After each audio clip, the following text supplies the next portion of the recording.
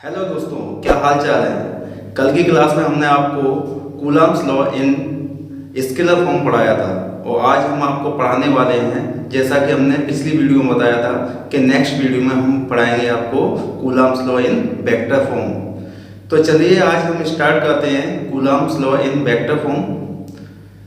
तो बेटा vector form का मतलब क्या है? Coulomb's law in vector form, Coulomb's law का मतलब फोर्स, यानी दो चार्जेस के बीच में लगने वाला फोर्स को हमें क्या करना है? वेक्टराइज करना है, यानी वेक्टर फॉर्म में मेंशन करना है। तो आप जानते हैं जो भी वेक्टर क्वांटिटी होती है तो उसके पास दो चीजें होती है, यानी वेक्टर क्वांटिटी का मतलब क्या है?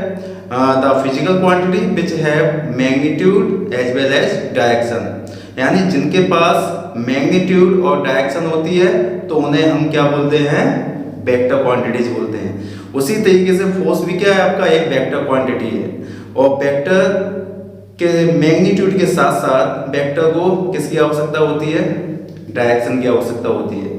तो हम वही चीज आपको बताने जा रहे हैं कि दो चार्जेस के बीच जो फोर्स लगता है तो उसकी क्या डायरेक्शन होगी।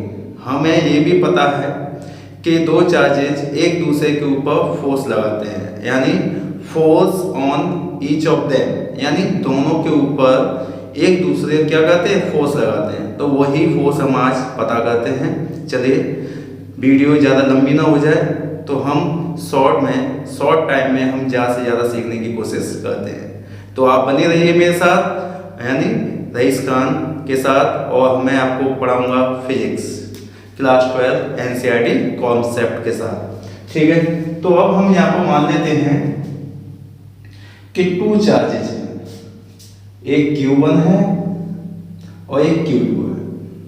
तो ये Q1 और ये Q2, ठीक है।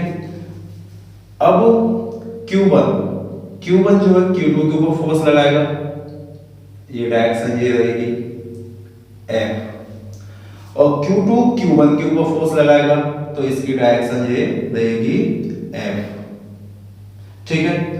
अगर ये दोनों, क्योंकि अब हम क्या बता रहे हैं? इसकी वेक्टर क्वांटिटी बताने वाले हैं, तो F के ऊपर हम क्या लगाएंगे? एरो यूज करेंगे, यानी फुल वेक्टर। यहाँ पर इसके ऊपर Q2 ने फोर्स लगाया तो उसकी डायरेक्शन क्या होगी? लेफ्ट साइड में हुई। अगर Q1 Q2 के ऊपर फोर्स लगाता है तो उसकी डायरेक्शन क्या है? राइट साइड में है।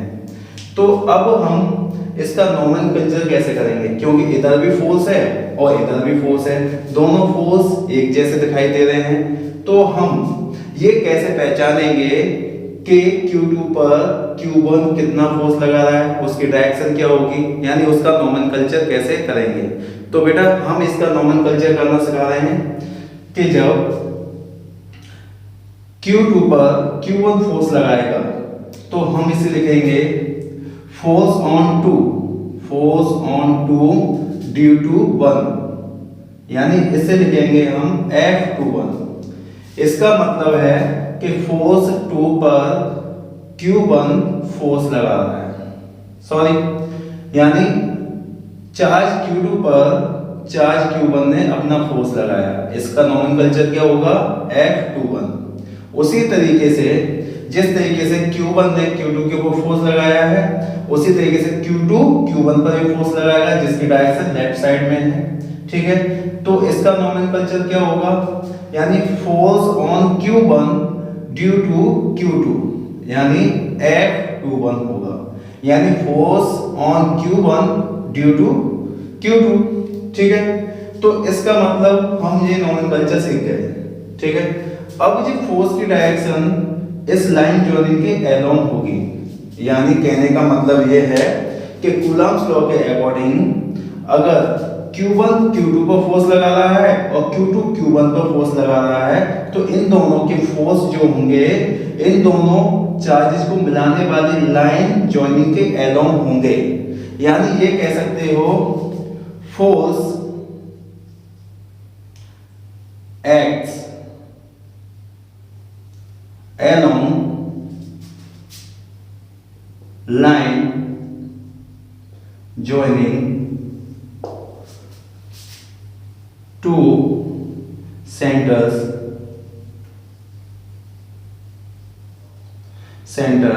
Of charges. यानी कहने का मतलब ये है कि जो इन दोनों के बीच में जो फोर्स लगेगा, यानी Q1 और Q2 Q1 पर जो फोर्स लगाएगा वो इस लाइन जॉइनिंग के एलोंग लगाएगा, Q1 Q2 के ऊपर फोर्स लगाएगा तो इसी लाइन जॉइनिंग के एलोंग लगाएगा। इतना बच्चे आप समझ गए? ठीक है। तो सबसे पहले जिस चार्ज के ऊपर फोर्स निकाला जाता है उसका नंबर लिखा जाता है। जैसे हमें Q2 पर फोर्स निकालना है तो सबसे पहले उसका नंबर लिख दीजिए, यानी फोर्स ऑन F2 यानी फोर्स ऑन Q2। अब किसकी वजह से निकालना है? बाई 1, तो यहाँ पर पीछे 1 आ जाएगा। तो इसका मतलब ये हुआ कि F21 का मतलब है, F21 का मतलब है बेटा force on charge, point charge 2 by 1। तो यहां पर क्या समझ में आ रहा है बेटा? F21 का मतलब है force on point charge 2 by 1। इतना क्लियर हुआ?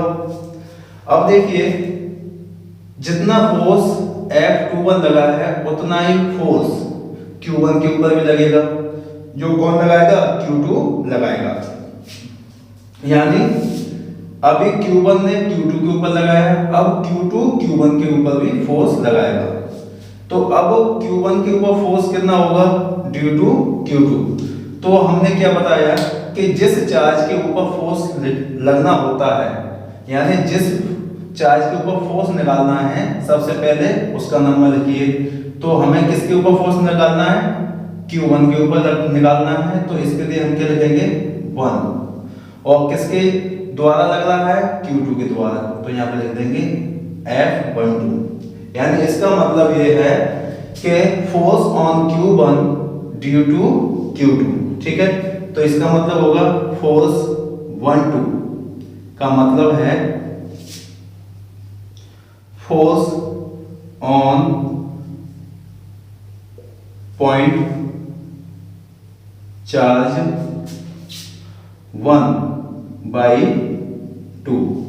तो इतना समझ में आ गया बेटा?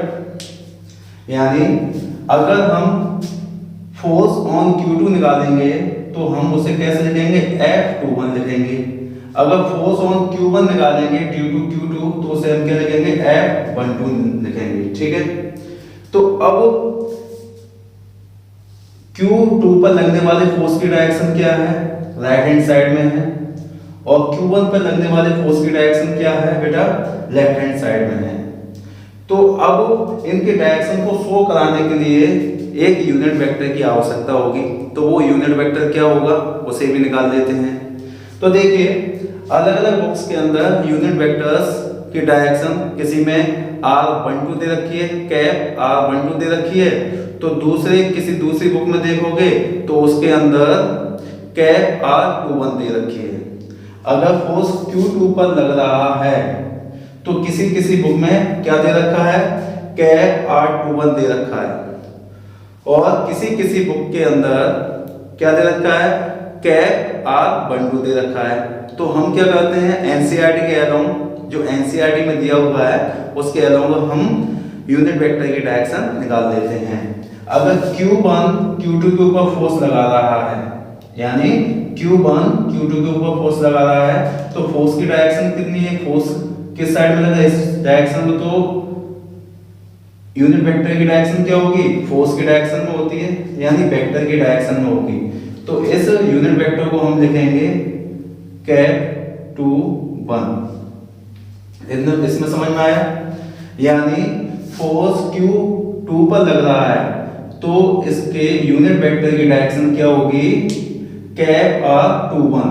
ठीक है, तो अब यूनिट वेक्टर हमें मिल गया। तो अब Q2 पर फोर्स कितना होगा? तो हम यहां पर लिखेंगे कि वेक्टर नहीं कैप R21। तो यहां पर क्या लिखोगे? तो देखो फ्रॉम 1 to 2, यानी यूनिट वेक्टर की डायरेक्शन की तरफ है फ्रॉम 1 से 2 की तरफ है। ठीक है, इसी तरीके से F12 क्या यूनिट वेक्टर क्या होगा, इसी तरीके से हो जाएगा R21, यानी कहने का मतलब नहीं, R12 क्या होगा, R12 होगा। तो R12 का मतलब क्या हो जाएगा, 1 2 का मतलब है फ्रॉम क्या होगा 2 to 1। ठीक है, यानी 2 से 1 की तरफ, यानी F12 किधर लगा हुआ है, 2 से 1 की तरफ। ठीक है, समझ में आ गया। तो इस तरीके से हमने क्या लगाया, यूनिट वेक्टर लगा दिया। यानी अब चलिए अब F12 की वैल्यू निकालते हैं वेक्टर फॉर्म में। तो force on Q1 due to Q2, तो कितना होगा बेटा, तो फोर्स क्या है, F12, फोर्स कितना है, F12। ध्यान से देखिए, फोर्स F12 तो हम क्या लिखेंगे, 1/4 पाई एप्सिलॉन नॉट, इतना तो आएगा ही। अब इन दोनों चार्जेस का मैग्नीट्यूड का प्रोडक्ट लिख देते हैं, यानी product of magnitudes Q1 Q2, और नीचे क्या आएगा, R²। इतना तो हम क्या लिखते थे, स्केलर फॉर्म में लिखते थे। अब इसकी हम क्या लगा दें, ये तो मैग्नीट्यूड हो गया, अब इसमें यूनिट वेक्टर का मल्टीप्लाई करते हैं, तो ये डायरेक्शन क्या है इसके लिए भाई, किधर से लग रहा है, 1 पर लग रहा है, यानी इनिशियल से फाइनल की तरफ। तो इसे लिखेंगे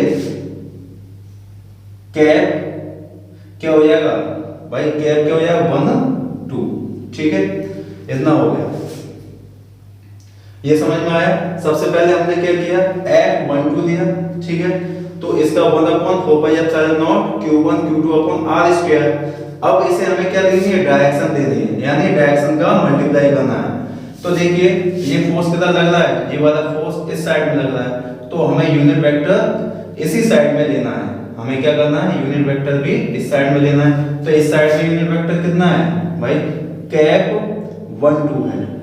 इस साइड में यूनिट वेक्टर कितना है, कैप R12 है। तो हमने ये यहाँ पर लगा दिया। ठीक है, ये पहली इक्वेशन मान लेते हैं, हम इसे लेट कर देते हैं फर्स्ट इक्वेशन। अब इसी तरीके से similarly force on Q2 due to Q1, तो आप समझ गए होंगे कि अब ये फोर्स कैसे निकलने वाला है। तो सबसे पहले हम क्या लिखेंगे, Q2 का फोर्स कौन सा है, Q2 पर फोर्स कौन सा है, F2।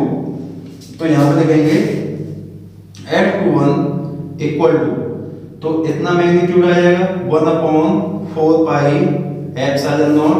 ठीक है, Q1 Q2 R²। ठीक, और अब देखिए, अब इस डायरेक्शन में इसे मिटा देता हूं।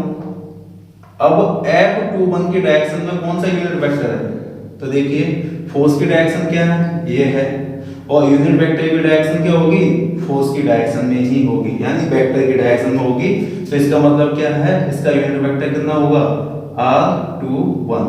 ठीक है, तो ऐसे यूनिट वेक्टर की डायरेक्शन क्या है, फोर्स की डायरेक्शन में है, तो ये क्या लग जाएगा, R21 लगेगा। इतना क्लियर हो गया। तो हमारे ये दोनों फोर्सेज जो हैं, ये क्या है, वेक्टर फॉर्म में है। क्या है, हमारे ये दोनों फोर्सेज जो हैं वो क्या है, वेक्टर फॉर्म में। इतना समझ में आ गया होगा। तो बेटा इतनी बात समझ लीजिए, बहुत ही आसान सी बात है। तो यूनिट वेक्टर उसी डायरेक्शन में होता है जिधर वेक्टर की डायरेक्शन होती है, या ये कह सकते हो यूनिट वेक्टर की डायरेक्शन क्या होगी, जो टोटल वेक्टर की डायरेक्शन है उसी की क्या होगी, इसकी भी होगी। यानी कंप्लीट वेक्टर की जो डायरेक्शन होगी वही यूनिट वेक्टर की डायरेक्शन होगी। क्लियर। अगर कंप्लीट वेक्टर की डायरेक्शन लेफ्ट साइड में है तो उसके यूनिट वेक्टर की डायरेक्शन भी लेफ्ट साइड में होगी। अगर किसी वेक्टर की डायरेक्शन राइट साइड में है तो उसके यूनिट वेक्टर की डायरेक्शन भी राइट साइड में होगी। ठीक है, क्लियर हो गया। तो यहाँ पर F12 और F21 ये क्या है आपकी फोर्स की वेक्टर फॉर्म है। ठीक है, तो अब आपको यहाँ पर ये दिखाई दे रहा होगा कि दोनों फोर्स इक्वल हैं। ठीक है, यानी ये इक्वल है, लेकिन क्या इनकी डायरेक्शन इक्वल नहीं है। ठीक है, यानी मैग्नीट्यूड में तो इक्वल निकल के आएंगे लेकिन डायरेक्शन इक्वल नहीं है। तो देखिए कैसे, क्यों नहीं है, क्योंकि इनके यूनिट वेक्टर्स की डायरेक्शन क्या है, अपोजिट है। तो यहाँ पर देखिए here cap 12 equal to cap 21। अब इन दोनों में क्या सिमिलरिटी नहीं है? तो देखिए सिमिलरिटी तो है, लेकिन एक वेक्टर की क्या है, डायरेक्शन अपोजिट है। तो पहला यूनिट वेक्टर है 1 2, पहला यूनिट वेक्टर जो है 1 2, ये क्या है 2 1 के जस्ट अपोजिट है। तो हम इसमें क्या लगाएंगे, साइन लगा देंगे। यानी अगर हम क्या करें कि अगर ये 2 1 वेक्टर किधर जा रहा है, 2 1 वेक्टर जो है 2 की तरफ जा रहा है। ठीक है, 2 की तरफ जा रहा है, तो अगर 2 1 वेक्टर को हम क्या करें, इस टाइप से घुमा दें, ऐसे घुमा दें, तो ये 1 2 की डायरेक्शन में आ जाएगा, किसके साथ, नेगेटिव साइन के साथ। ठीक है, यानी कहने मतलब अगर हम क्या करें, 2 1 वेक्टर ऐसे जा रहा है, तो अगर हम इसकी डायरेक्शन को ऐसे घुमा दें तो क्या हो जाएगा, ये 1 2 की तरफ हो जाएगा, किसके साथ, माइनस साइन की तरफ। तो हम फोर्सेज को लिख सकते हैं F12 equal to minus F21। ठीक है, इतना लिख सकते हैं। यानी कहने का मतलब क्या है कि F12 और F21 ये दोनों फोर्सेस इक्वल हैं लेकिन अपोजिट डायरेक्शन में लग रहे हैं। यानी F12 और F21 जो हैं इक्वल एंड अपोजिट हैं। ठीक है, तो यहां पे लिख सकते हो द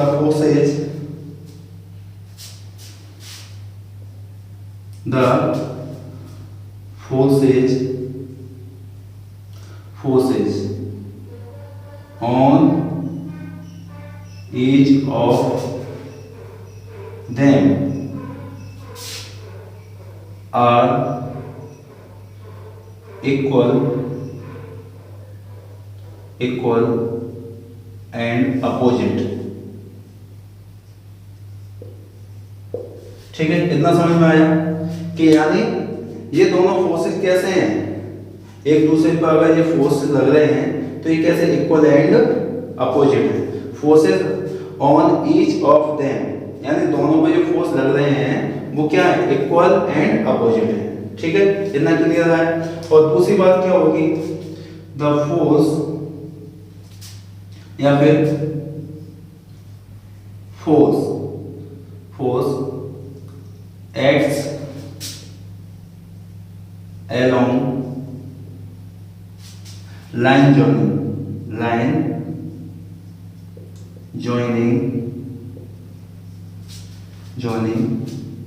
centers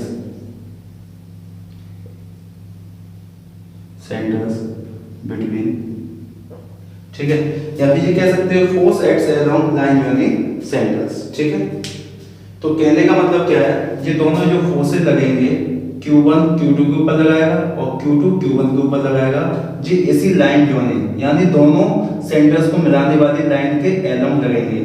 ये ना तो इधर लगाएगा ना उधर लगाएगा, सिर्फ इन दोनों चार्जेस को मिलाने वाली लाइन के एलम लगेगा। यानी अगर Q2 Q1 पर फोर्स लगा रहा है तो वो इसी लाइन के एलम ऐसे लगेगा। ठीक है, अगर Q1 Q2 के ऊपर फोर्स लगा रहा है तो वो कैसे लगेगा, इस टाइप से लगेगा। ठीक है, तो ये आपका हुआ वेक्टर फॉर्म। अब हम इसकी आपको एनदर फॉर्म बताते हैं। क्या बताते हैं, एक दूसरी फॉर्म बताते हैं। ठीक है, तो देखिए अब यहाँ पर हम थोड़ी सी प्रैक्टिस कर लेते हैं। क्या निकालते हैं, फोर्स की डायरेक्शन निकालने की। अब देखिए थोड़ी सी हम आपको ये डायरेक्शन निकालना सिखा देते हैं, जिससे क्या हो आपको न्यूमेरिकल करने में थोड़ी सी प्रॉब्लम ना आए, ठीक है। तो देखिए यहाँ पर 3 फोर्सेज है, ये Q1 है, एक ये Q2 है और ये Q3 है, ठीक है। तो ये माइनस, अब ये इस टाइप से जुड़ा हुआ है और ये ऐसे जुड़ा हुआ है और ये ऐसे, ठीक है। तो अब देखिए हमें क्या लिखना है, फोर्स F3(1), यानी कहने का मतलब क्या है, ये क्या पॉजिटिव है और ये पॉजिटिव है। तो अब इसकी डायरेक्शन क्या होगी, F3(1) की डायरेक्शन क्या होगी, यानी Q1 और Q3 के बीच में हमें क्या फोर्स की डायरेक्शन निकालनी है, तो हम एरो किधर लगाएंगे।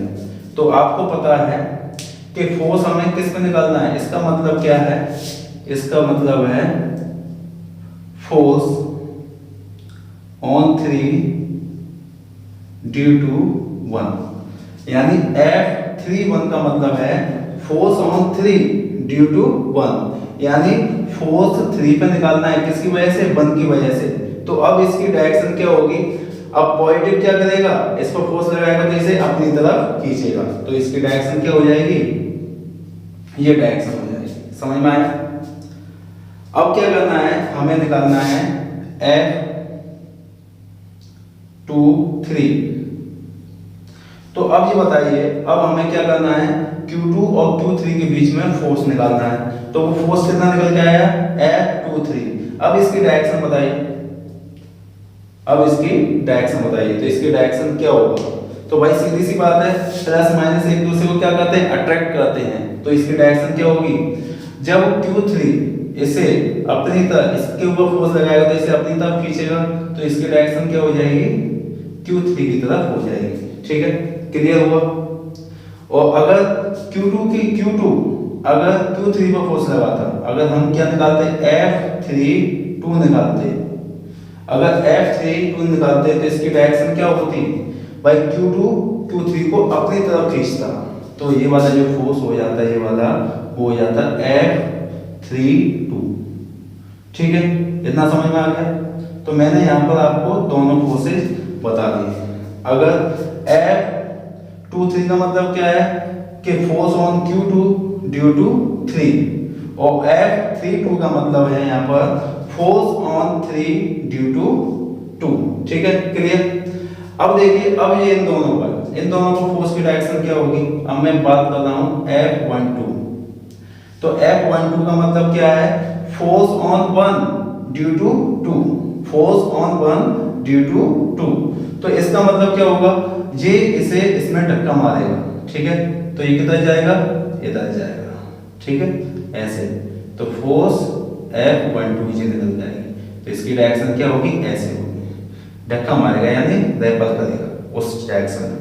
और अगर हम क्या करते हैं, फोर्स F21 निकालते तो यानी 2(1) का मतलब क्या होगा, फोर्स ऑन 2 ड्यू टू 1, तो इसकी डायरेक्शन ये हो जाती है F21, ठीक है। इतना क्लियर हो गया।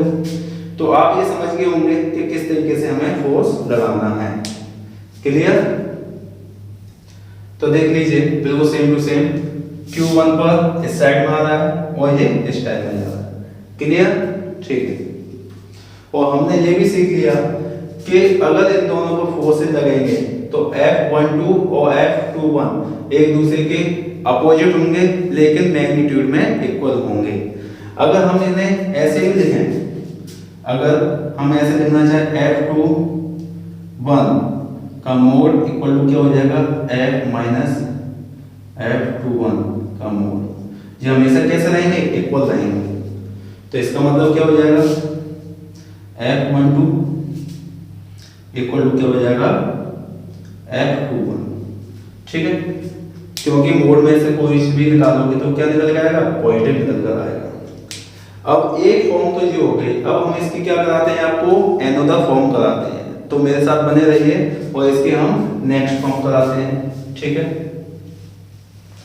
अगर हमें अभी तो ये हमने किस में निकाला था, यूनिट वेक्टर फॉर्म में निकाला था।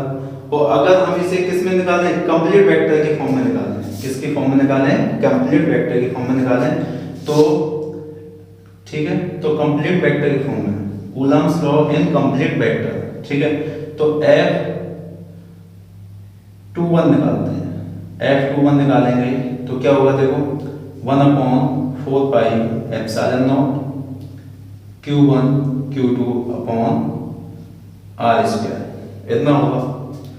तो अब यहाँ पर इसका यूनिट वेक्टर क्या लगेगा, इसी की डायरेक्शन में कौन सा है, ये वाला है, तो क्या हो जाएगा, कैप 21 लगाएंगे, क्या लगाएंगे, कैप 21। और हमें एक प्यारा सा फॉर्मूला पता है इसका यूनिट वेक्टर का, 21 इक्वल टू होता है भाई इधर की side vector complete vector 21 upon complete vector का मोड 21 का मोड, ये होता है, ठीक है। तो इसे हम ऐसे लिख सकते हैं, देखिए R21 equal to vector 21 upon क्या हो जाएगा, इसे R में लिख सकते हैं, ठीक है।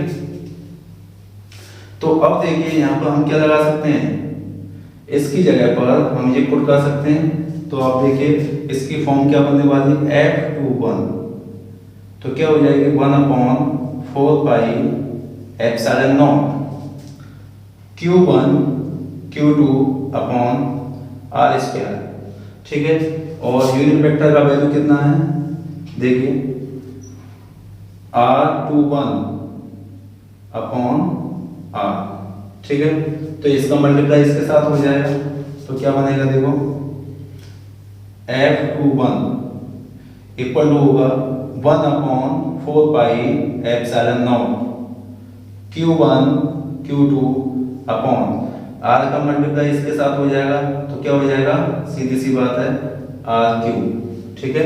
और यहाँ पर कंप्लीट वेक्टर आ जाएगा, वेक्टर 21। तो ये फॉर्म हो गई इसकी, ठीक है। इसी तरीके से हम दूसरा भी फॉर्मूला लिख सकते हैं, सेम टू सेम, सिमिलरली इसी तरीके से रहेगा F21 तो क्या हो जाएगा बेटा 1/4 pi epsilon naught Q1 Q2 upon RQ।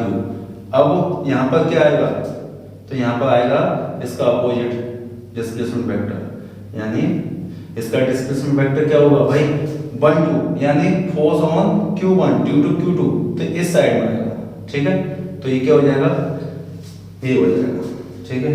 तो ये भी इस टाइप से हमने इसे निकाल दिया, ठीक है। तो ये वाला जो फॉर्म है आपका, जो दिखाई दे रहा है, ये वाला फॉर्म जो है वो आपकी क्या है, ये यूनिट वेक्टर की फॉर्म में है, ठीक है। ये यूनिट वेक्टर की फॉर्म में है और ये दोनों वेक्टर्स क्या कंप्लीट वेक्टर्स की फॉर्म में। तो आप समझ गए होंगे इसकी वैल्यू हमने कहाँ से ली, एक जगह से ली, ठीक है। तो ये वैल्यू कहाँ पर आ गई, ये वैल्यू यहाँ पर, यानी हमने कंप्लीट वेक्टर को यहाँ पर रख दिया। अब ये बात तो रही किसकी, यूनिट वेक्टर और कंप्लीट वेक्टर की।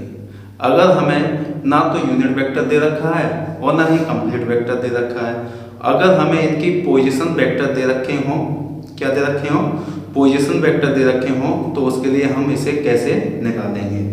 तो देखिए पोजीशन वेक्टर के लिए हम क्या करेंगे, मैं थोड़ा सा इसे मिटा देता हूँ, ठीक है। पोजीशन वेक्टर के लिए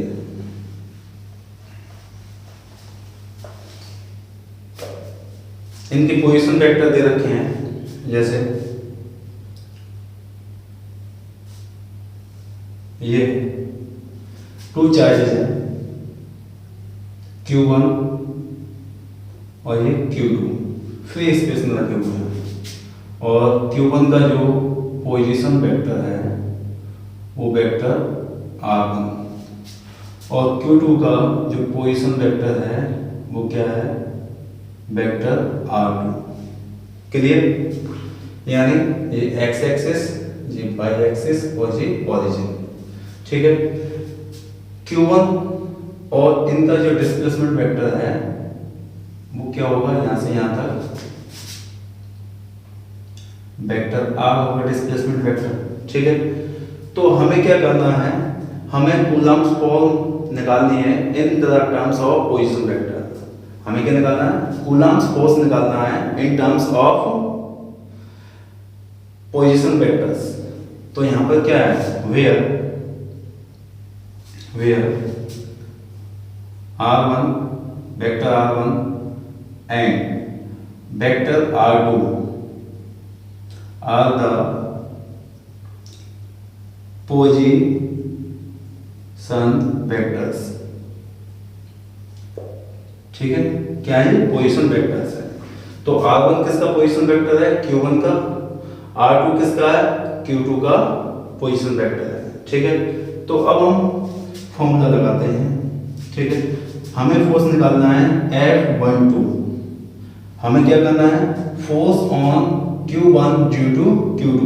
तो हमने फोर्स लिखा 12। तो 12 का मतलब है 1/4 पाई एप्सिलॉन नॉट। ठीक है, एप्सिलॉन नॉट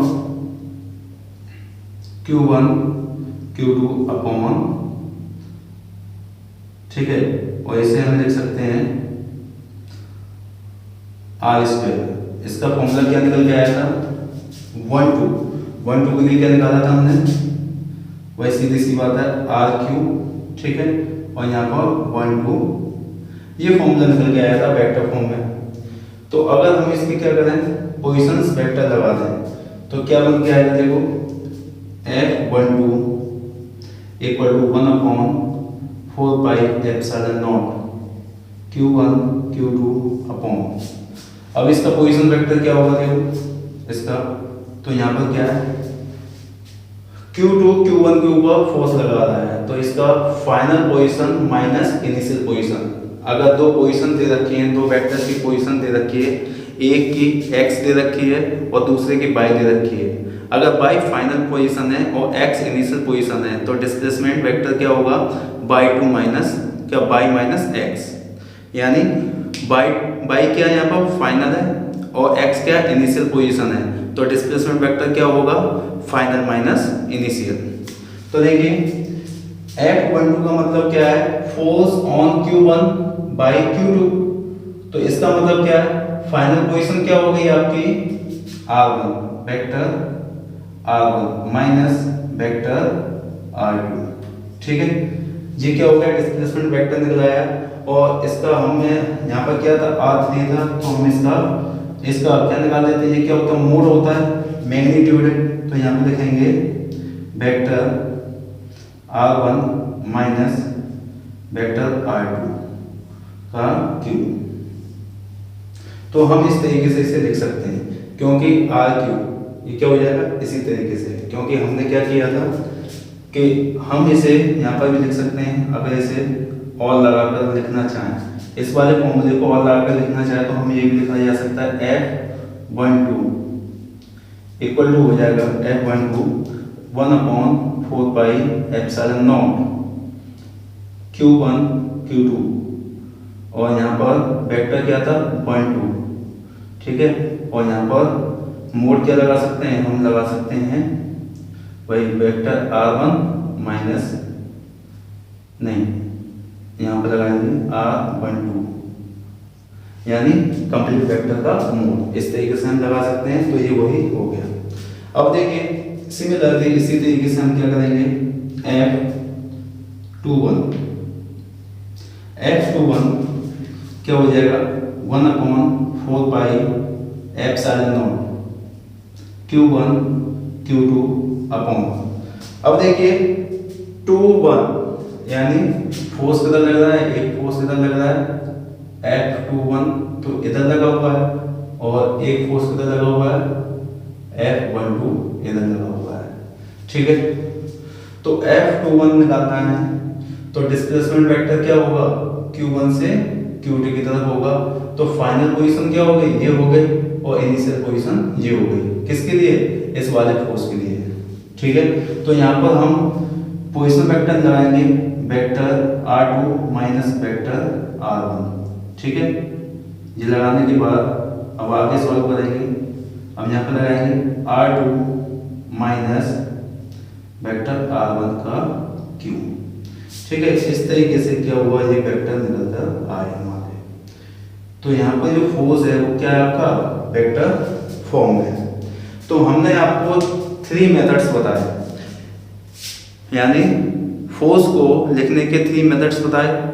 पहला यूनिट वेक्टर में बताया, दूसरा कंप्लीट वेक्टर में बताया, और तीसरा मेथड जो बताया इन टर्म्स ऑफ पोजीशन वेक्टर्स। चलिए अभी पोजीशन वेक्टर्स हो गया, साथ में हम क्या करते हैं, अब देखिए थोड़ा सा एक प्रिंसिपल और है, वो प्रिंसिपल देख लेते हैं।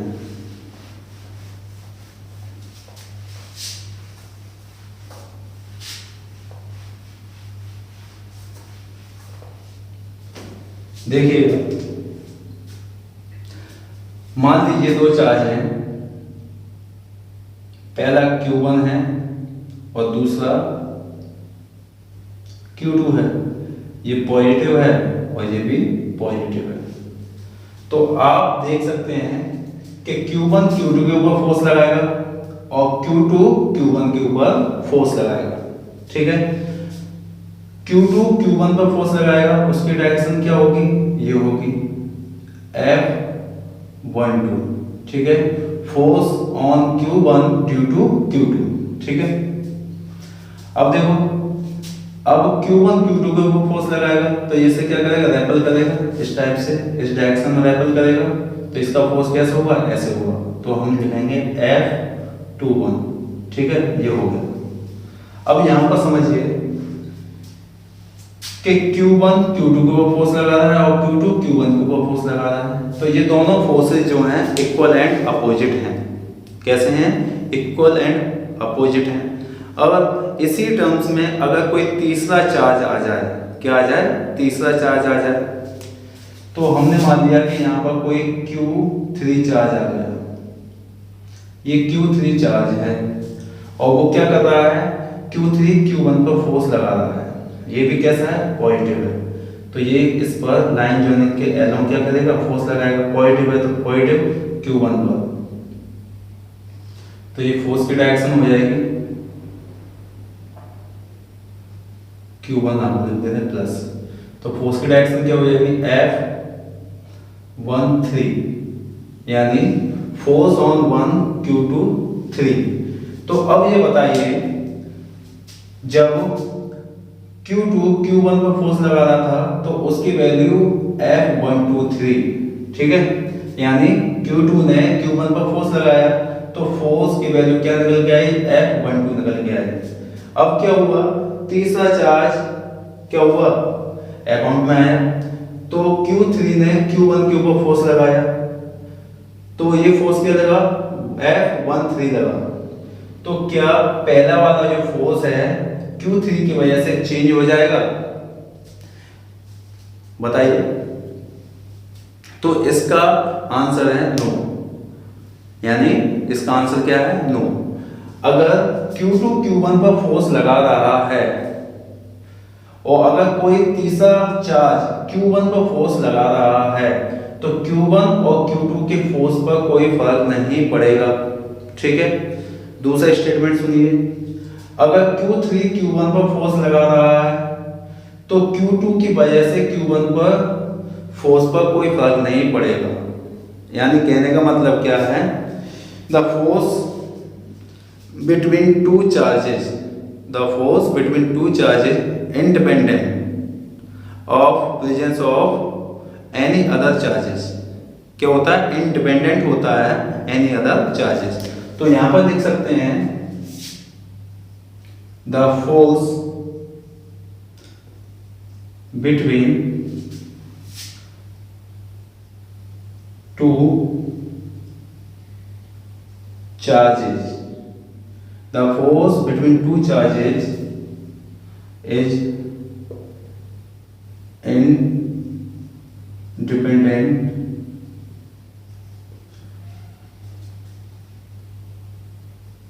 of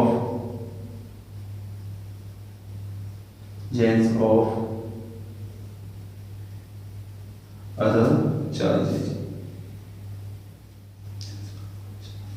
The force between two charges is independent of presence of other charges.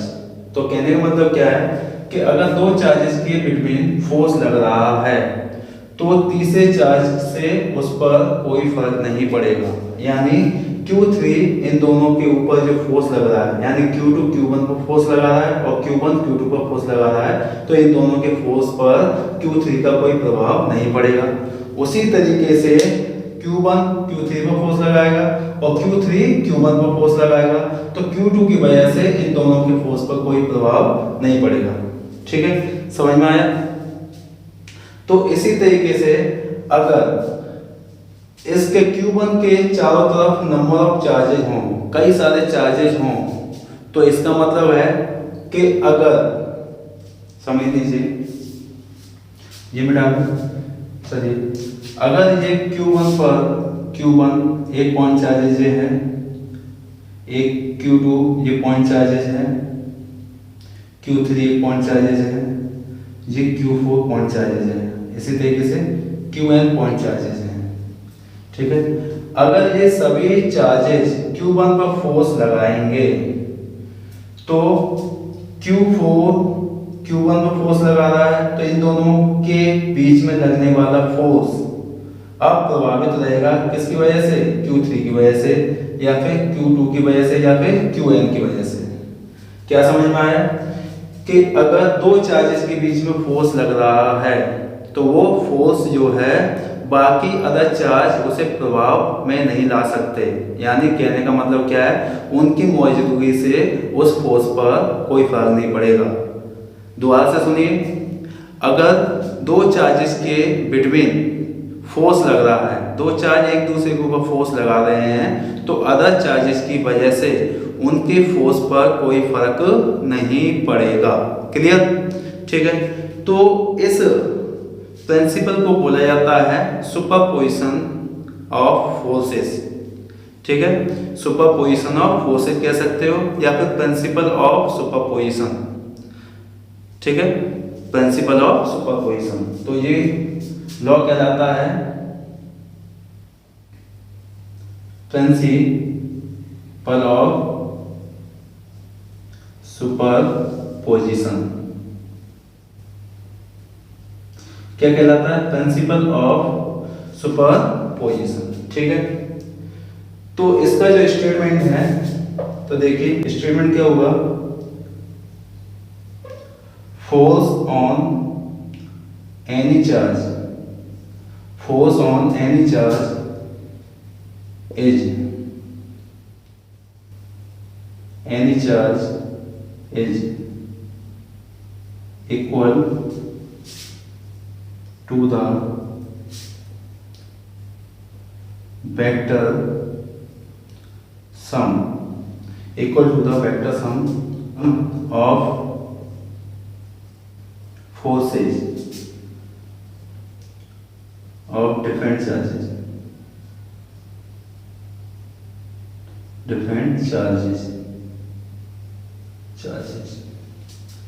ठीक है, different charges around it, ठीक। तो क्या है, force on any charges is equal to the vector sum of the forces of different charges around it. तो इसका मतलब क्या है कि Q1 के ऊपर Q2 फोर्स लगा रहा है, ठीक है, तो इसकी डायरेक्शन क्या होगी जी, F12 होगा, ठीक है। Q4 फोर्स लगा रहा है Q1 के ऊपर, इसकी डायरेक्शन क्या होगी, F14 हो जाएगा। इसी तरीके से एक चार्ज है Q3, ठीक है, तो ये इसके ऊपर फोर्स लगा रहा है, तो इसकी डायरेक्शन हो जाएगी F13, ठीक है। इसी तरीके से N वाला भी इसी तरीके से लगा, तो हम लिख सकते हैं, फोर्स लिख सकते हैं, ये मिटा देते हैं। तो देखिए Q2 Q1 पर फोर्स लगा रहा है, Q3 Q1 पर फोर्स लगा रहा है, Q4 Q1 पर फोर्स लगा रहा है। इसी तरीके से अदर चार्जेस भी इसके ऊपर फोर्स लगाएंगे। तो इन सभी का इसके ऊपर जो रिजल्टेंट फोर्स है हम उसे मान लेते हैं F1। यानी फोर्स ऑन वन कितना होगा, Q2 Q1 को फोर्स लगा रहा है तो क्या हो जाएगा F12, Q3 Q1 को फोर्स लगा रहा है तो F13 प्लस Q4 Q1 को फोर्स लगा रहा है तो इसे हम लिखेंगे F14, ठीक है, प्लस सो ऑन। इसी तरीके से हम लिख सकते हैं। अगर बात होती इसी तरीके से अगर हम लिखें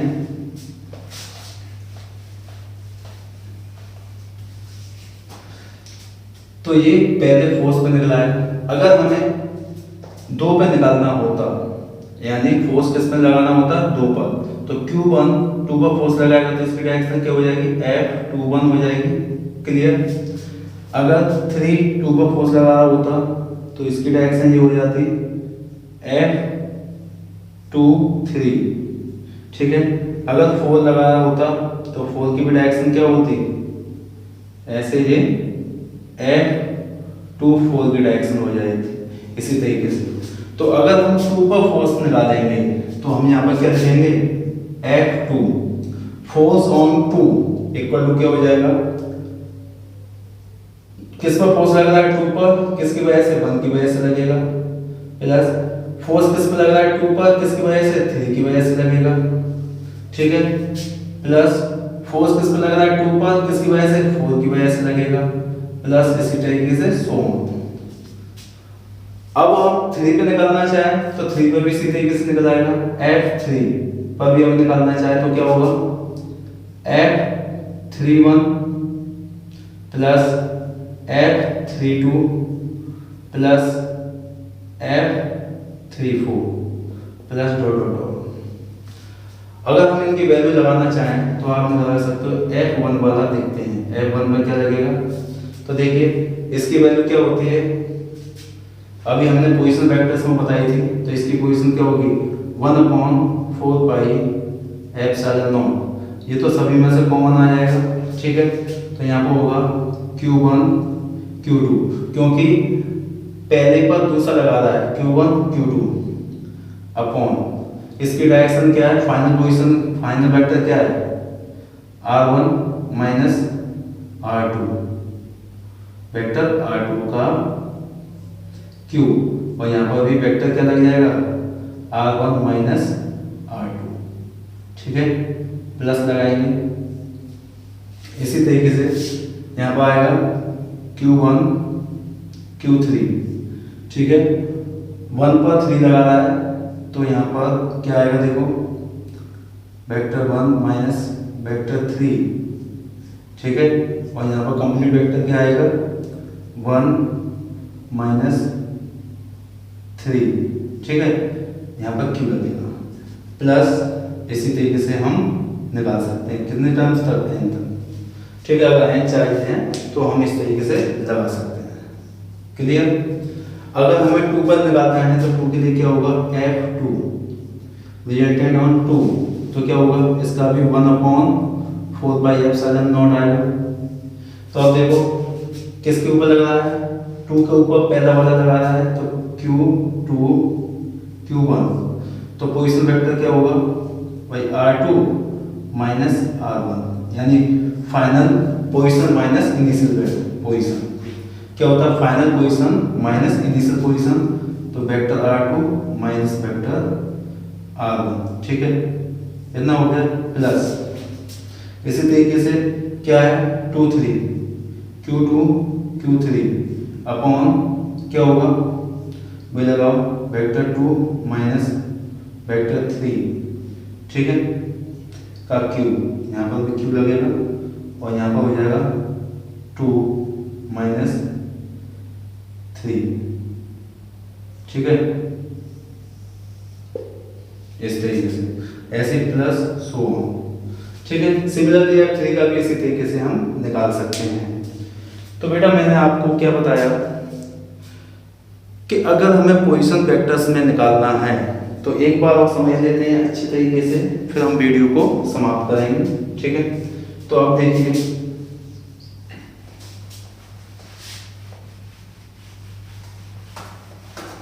पोजीशन वेक्टर्स में लिखना बहुत ही आसान होता है। अगर ये दो पॉइंट चार्जेस हैं, ठीक है, पहला Q1 है, दूसरा Q2 है। Q1 Q2 को फोर्स लगाएगा तो इसकी डायरेक्शन क्या हो जाएगी, ये हो जाएगी F21 यानी फोर्स ऑन 2, ठीक है।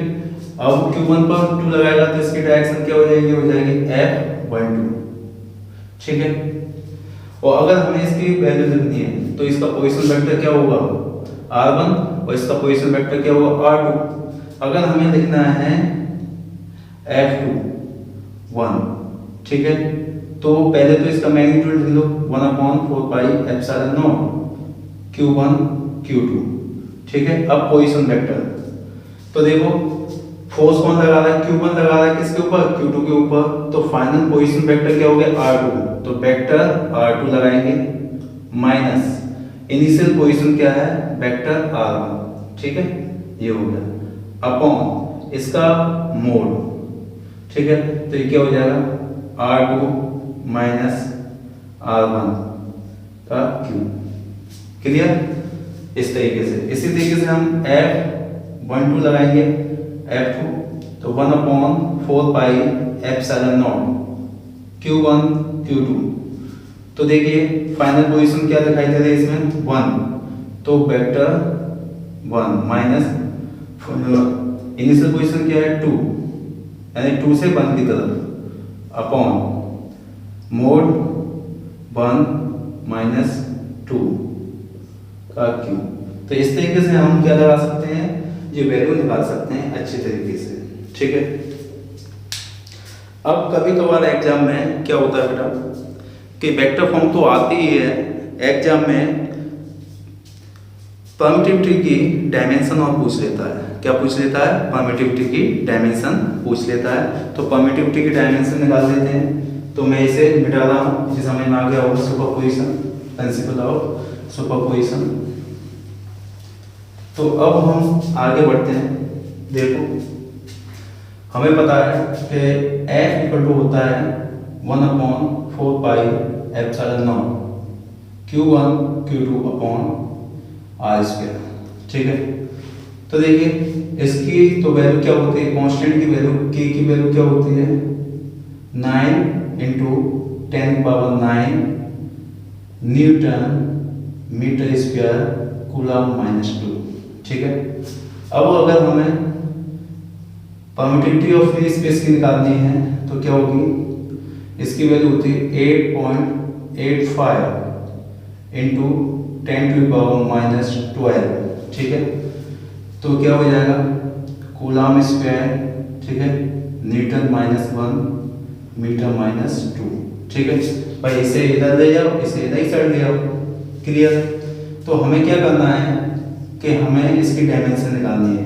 तो dimension of epsilon not, epsilon not की डायमेंशन क्या होगी, तो सबसे पहले हमें फॉर्मूला पता होना चाहिए, और फॉर्मूले के बाद हमें क्या पता होना चाहिए, उसकी यूनिट, और यूनिट के बाद हमें क्या कर सकते हैं, उसकी डायमेंशन निकाल सकते हैं। तो यहाँ पर क्या है c² n-1 और मीटर -2, इसे हम ऐसे लिख सकते हैं c² upon Newton metre square, ठीक है। c यहाँ पर क्या होता है कूलम यानी चार्ज, तो q इक्वल टू क्या होता है AT होता है, यानी कूलम का मतलब क्या होता है I × T, ठीक है। तो I का यूनिट एम्पियर, डायमेंशन क्या है एम्पियर, और इसकी क्या है T। तो Q की C क्या होता है कूलम, तो यानी AT का स्क्वायर अपॉन न्यूटन का क्या होता है डायमेंशन, यानी फोर्स का डायमेंशन होता है MLT-2, ठीक है। मीटर का क्या होता है L², ठीक है। तो हमने कूलम किसका यूनिट होता है चार्ज का, तो चार्ज का फॉर्मूला क्या होता है IT। तो IT को हमने क्या है I को एम्पियर से और T को T से, यानी टाइम को T से। तो करंट का डायमेंशन क्या होता है A होता है, और टाइम का डायमेंशन होता है T। तो इस तरीके से हमने इसे सॉल्व कर दिया। तो क्या निकल के आएगा डायमेंशन ऑफ एप्सिलॉन नॉट। अब देखिए ए स्क्वायर टी स्क्वायर ऐसे लिख सकते हैं अपॉन इसका मल्टीप्लाई इसके साथ कर दीजिए M L cube T minus 2। इसे करेंगे, इसे ऊपर लेके जाएंगे तो क्या होगा ए स्क्वायर टी स्क्वायर, ठीक है, और मल्टीप्लाई होगा ये ऊपर जाएगा तो m माइनस 1 l माइनस 3 और t का स्क्वायर, ठीक है। तो क्या निकल के आया, तो देखिए m माइनस 1 l पर माइनस 3 है तो l यहाँ पर है नहीं है, l माइनस 3 t और t की पावर 4, ठीक है, और ए स्क्वायर जी इसकी डायमेंशन होगी, ठीक है। तो बेटा आज का वीडियो इतना ही, इसके लिए हम नेक्स्ट टॉपिक लेके आएंगे, ठीक है। चार्ज डिस्ट्रीब्यूशन लेके आएंगे, ठीक है, डिस्ट्रीब्यूशन ऑफ चार्जेस। तो आज के लिए इतना ही, पढ़ाई कीजिए और मेरे साथ बने रहिए। हो सके तो चैनल को सब्सक्राइब कीजिए और मेरे वीडियोज़ को शेयर कीजिए, जिससे क्या हो दूसरे बच्चों को भी इससे हेल्प मिल सके, ठीक है बेटा। पढ़ाई करते रहिए और एग्जाम में अच्छे नंबर लाइए, ठीक है। Okay bye.